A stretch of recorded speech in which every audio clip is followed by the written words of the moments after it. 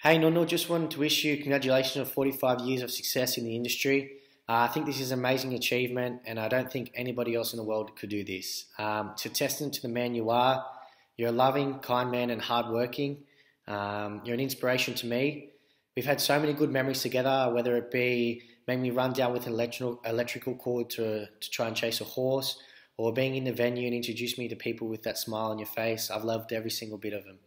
I want to wish you another 45 years of success.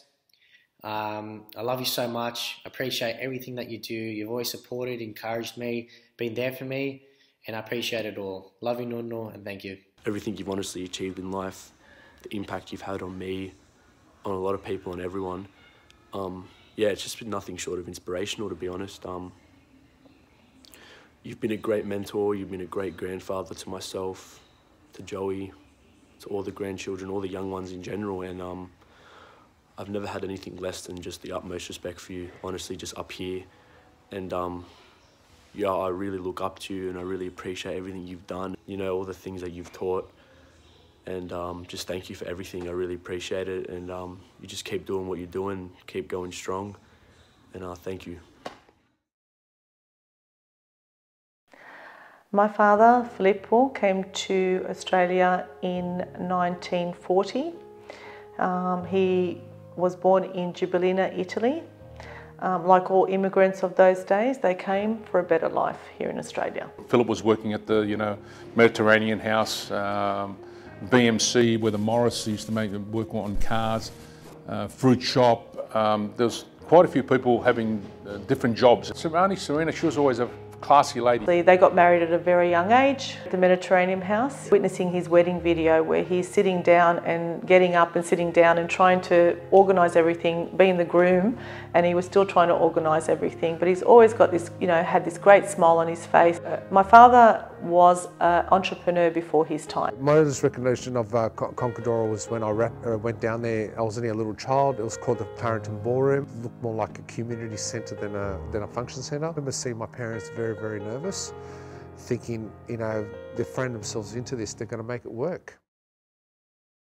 I remember my father always being feisty. Customer service was everything, so he would ensure that his staff, his team, his waiters, his chefs, everyone was on point. By the way they looked, like the grooming, you had to have a certain presence to work at Conca D'Oro. He just, made that all happen. He gelled with all of that, and he knew exactly what he had to do. He definitely had his finger on the pulse. The little finches, we used to catch them after the bride. How many reusable times that we used to use those finches? He invented the champagne statue. He invented the prawn tree. He invented the cake with all the staircases, in a sense, at Conca D'Oro. My father Philip believed, and still believes, staff are very, very important. 1973, the 8th of August 1973. One day Filippo rang me and he said, come and work at Conca D'Oro for me. And that's the way I want you to work. The way you would work is if it's your sister's wedding. Taught me to be assertive, be confident. Okay, how to carry plates. We didn't know how to carry 4 plates. Because we train our own staff. We actually train our own staff. I like to look inwards. I like to see what's in here. Most of my executive chefs started off as kitchen hands. Behind the scenes at Conca D'Oro, we would, as I said, weddings were fun. We used to watch, these theatrics come to life.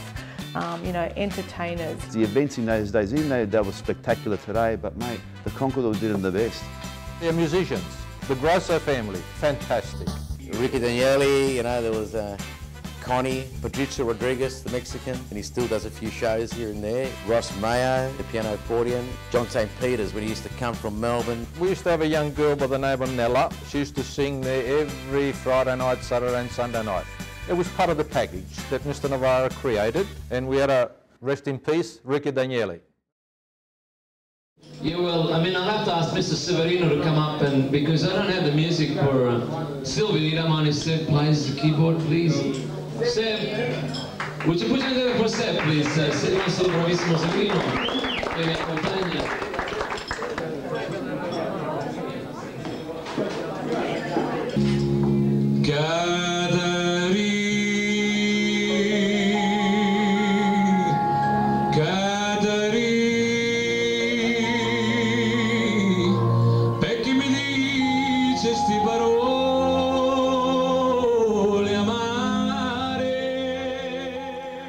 My father loved working with his team and also just making them feel special. That was very, very important.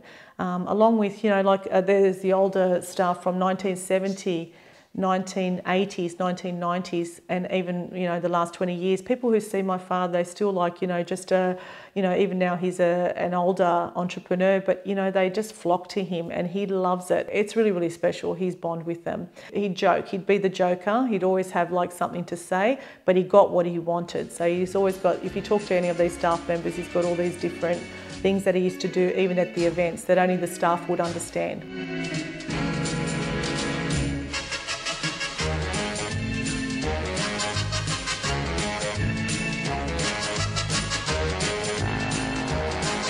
He'd sort of do this Luna Park thing, and I still remember it as a young girl. He'd sit in the corner. If he saw a waiter just standing there doing nothing, he'd look at him and open his mouth and go like, "Are you Luna Park? Move." Staff were family. This was their second job. It was, second nature to them to come to work, every weekend and spend, and it was fun. It was part of a different family, and Dad treated them as his family and made sure that they were looked after and that they were happy. As I said, he had his finger on the pulse. He was a mentor to them also. A lot of these young people that started at Conca D'Oro were young boys. Everything I've got to say was the staff. And that's with the way he was, just everyone. He goes, I want everyone to sit down, I want everyone to eat. If you've got to have a drink, no problem at all. But he would include his staff as his family. He'd organise Good Friday. We used to go horse riding, get all the staff. We'd book the horse riding ranch out and all the staff would go horse riding. And you bring your family or this or that, even the Christmas parties that we used to do. It used to be not just the staff, but it was their families.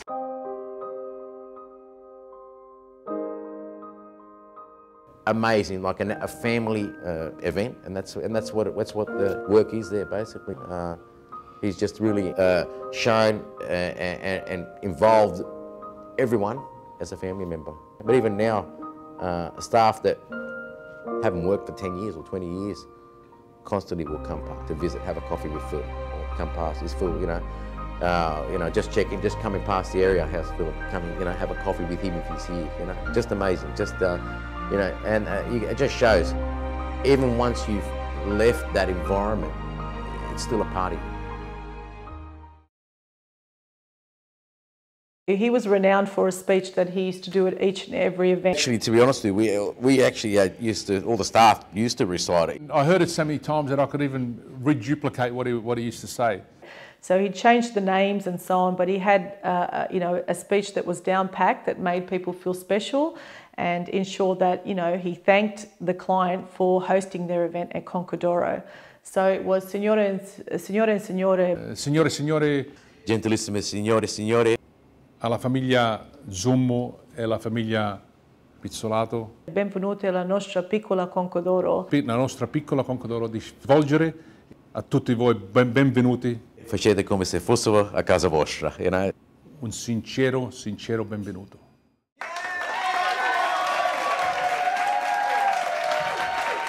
Grazie Lino. Distinguiscima famiglia Ruscio, distinta famiglia Vartulli, Felice e Loreto, non con distinti signori e signori, ma vi chiamo amici tutti.